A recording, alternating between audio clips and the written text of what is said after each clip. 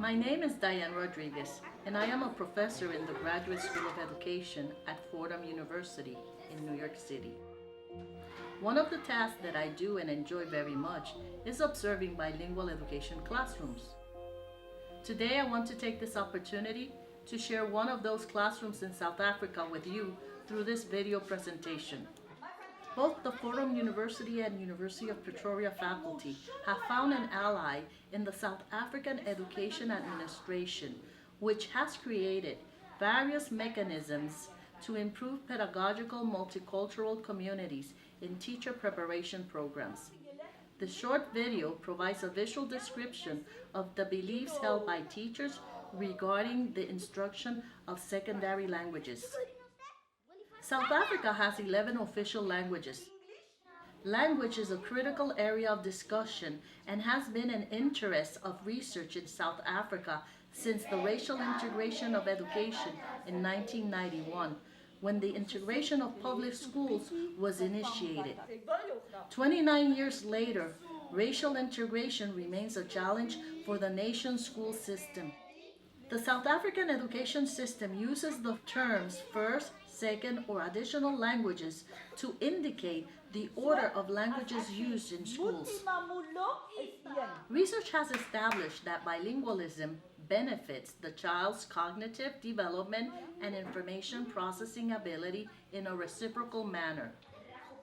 South African research has demonstrated that children who learn reading skills in their home language are able to transfer them easily when learning to read in another language.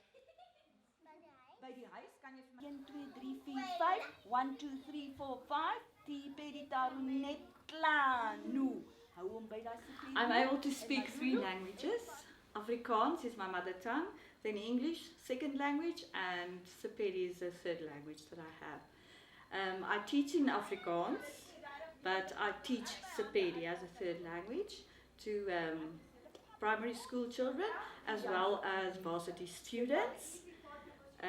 Becoming teachers, those who want to become teachers, and to be able to speak some Sepedi as well. I just love Sepedi, and Sepedi is the language that I have passion for, and I have passion for children, so therefore I go big with the Sepedi.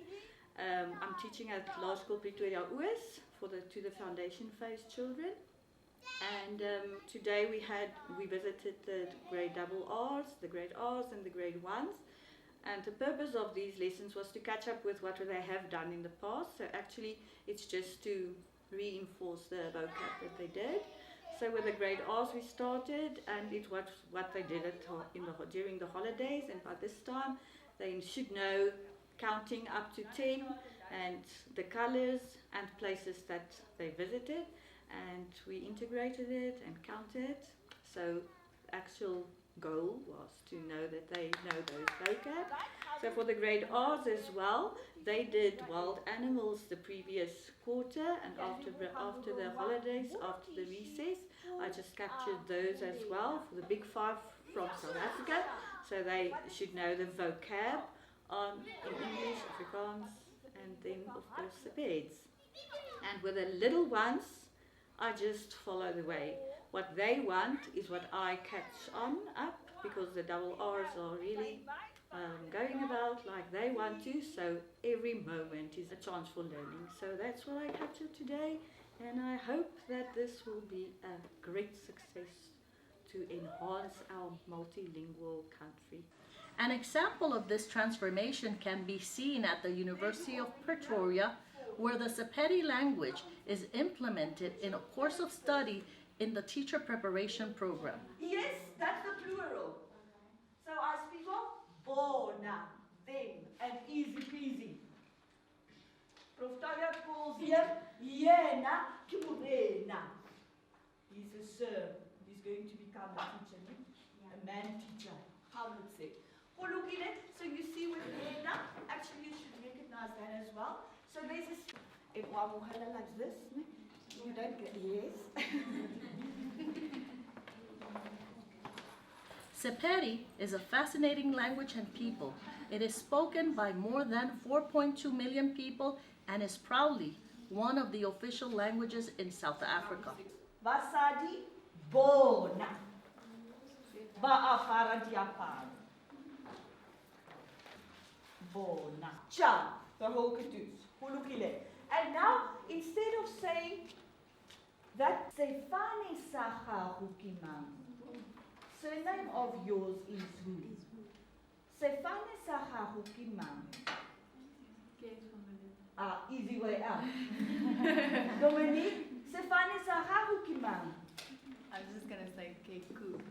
Ah, now, you have to identify that as well. Yes, Yona, have you Kukulur? Or do you know? At the University of Pretoria, we had a focus group to discuss the advantages of culturally and linguistically diverse teaching. Like my own family is a mixture of European and South African. So I think you'll struggle to find a family or students who are not some way culturally diverse. Specifically with languages, I mean, we have 11 of them. So most schools, you have to study one of the official languages. You study English, you get... I think there's just such a wide variety. There's no person who's just purely one culture. As for me, like I speak Afrikaans, English, German, and then I also dabble in Hebrew and Greek. So I'm very diverse in languages, and I just feel like the more languages you learn, the more complex things get. And so I can just imagine being in a class, having to teach a class that doesn't understand the language that you're speaking. That must be very, very difficult. And so yes, I'd also like to find out in the discussion group like how we can try and fix that, how we can be more accommodating to students, especially when they don't understand you. How do you communicate? Which I think is also quite a struggle. One of the biggest things is obviously representation. You can imagine if you speak a language, because with the 11 languages, you know, you get the different percentages of how many people speak a certain language. And if you have one that's 1% less than 1%, if you go into a classroom where that is your home language and everyone else is speaking a different language, you can feel pretty isolated. And you don't feel represented, you don't feel like you belong there. You feel kind of forced that you have to learn a different language and kind of change your own identity to now fit in with this specific language or culture that you have now been brought into. Because there's not a school for every single language that we have. So often students are forced to go to schools that their first language might not be there. And it's the closest school, they can't travel hours every day to be able to get an education. So now they're forced to start learning a language that's not spoken at home, that their parents might not know. And they are now having to try and learn in this language. For me, reading is one of the biggest things that can help improve language skills for children. And in our country, you know, it was so easy to find the Kathy and Mark books that help you to start off in English and in Afrikaans. But to actually find reading books for young kids in Zulu or Xhosa was incredibly difficult. You don't actually get them. You also have to try to find ways and think about, you know, maybe you can find someone who can speak the language, who can help you, who can teach you how to handle certain things culturally or linguistically for that child. So it's not necessarily just up to resources, but I think also the teacher's attitude towards, are they willing to go above and beyond to help a child? Or are they just going to be like, well, I don't speak the language, I can't find resources, sorry. I think nowadays, the younger teachers who are starting to learn teaching now, like my age or so, we've had a lot of the classrooms discussions that we've spoken a lot about teaching different languages. You learn a lot more. But I think maybe the teachers who were taught possibly during the apartheid era or before that, and they don't necessarily have the same idea of, they were taught, you know, English, Afrikaans, that's what they know. Whereas us, we're kind of taught, you know, respect the different languages, you know, we're taught how to approach different things, the different resources that we can use to be able to help other children. So I think the age gap between teachers could, in a sense, affect the attitude of them towards willing to help learners who are different culturally and linguistically. Even just greeting that child in the morning, saying Molo Unjani, that child would appreciate that ma'am did so much effort just to greet me in my mother tongue. And then you could see the attitude even towards, not just the teacher's attitude, but the attitude towards the learner's attitude changed completely, and they would greet you back in their language, and they appreciate that little effort so much. And I believe that every language has different syntax and every code of language, and so I can imagine how difficult it was to try to transcribe what it means, what something else means in another language. So I think it was also a skill that had to be developed along the years, and I think that also came to their advantage. Children do have the ability to adapt, because I personally was able to adapt. I was able to adapt to different languages, and then from grade 4 I learned how to speak Afrikaans, so I have a very good understanding of Afrikaans as well. So I think also, you know, being competent and qualified as a teacher and building on their strengths and on their ability to adapt, because I believe children are really smart.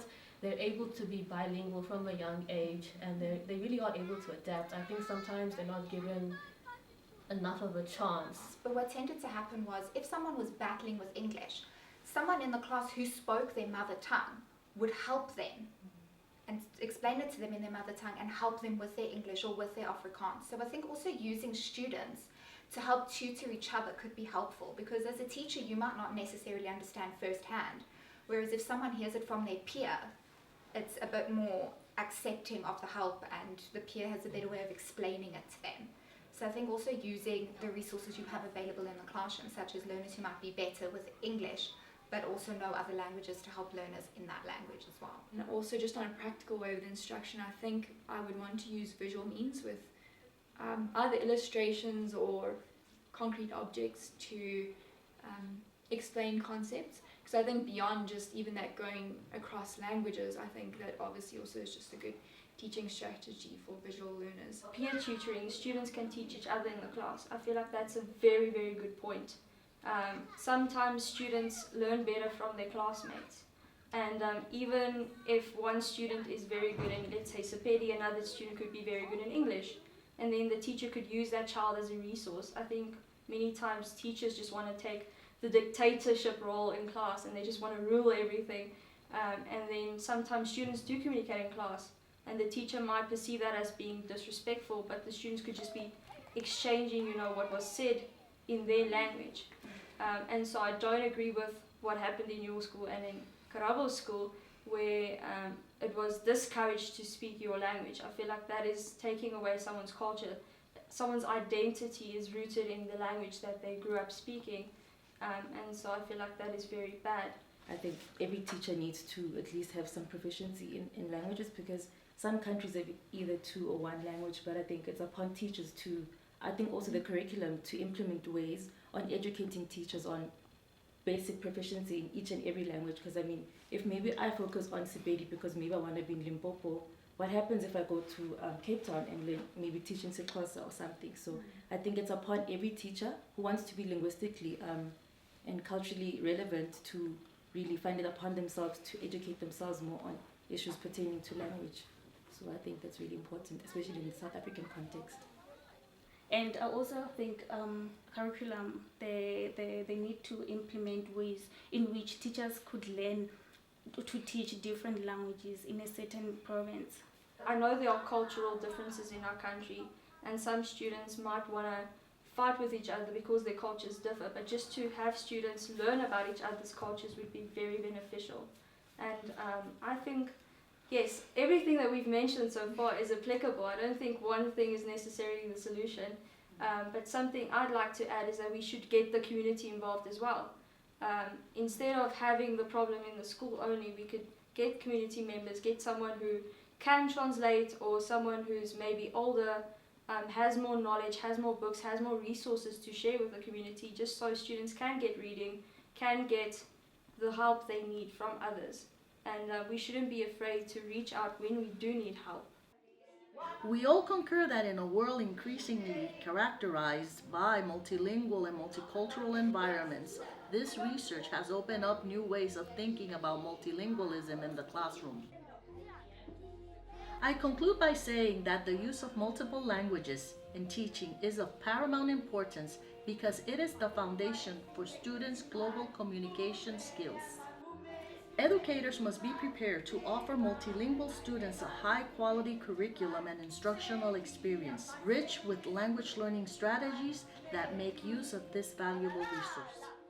Ideally, multilingual education should promote an awareness of why and how one learns the respective languages, the ability to use transferable skills in language learning, and a respect for the language use of others.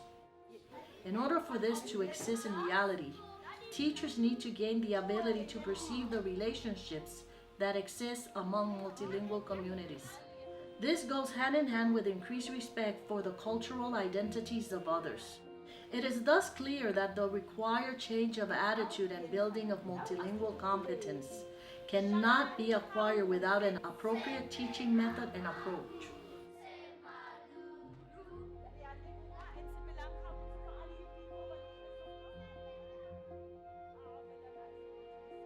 But